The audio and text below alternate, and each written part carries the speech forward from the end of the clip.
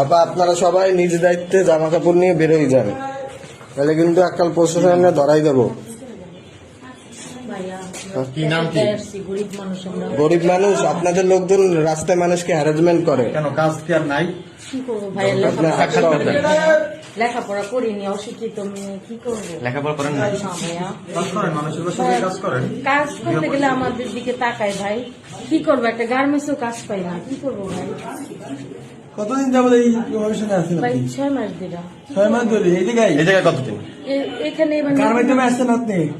আমি একটা কাস্টমার বলছি আসলে। এই মালিক ব্যবসা করায়? না না, আমি এদেরকে চিনি না, আমি প্রথম আসছি ভাই। সত্যি কথা বলেন, সত্যি ভাইয়া। প্রশাসন হাতে তুলে দিলে আমাকে ভালো হবে। তাহলে এই মালিক থেকে আপনি যদি ব্যবসা করায়, মালিকের সাথে কন্ট্যাক্ট করে আসছেন? মালিক আমি চিনি না, তাহলে এই রুমে কাস্টমার দিছিলাম বাস, মালিক আমি চিনি না ভাই। গরিব মানুষ। আচ্ছা, কয়টা কাজ করছেন? কয়টা কাজ করছেন? একজনের সাথে। একজনের সাথে কাজ করছেন।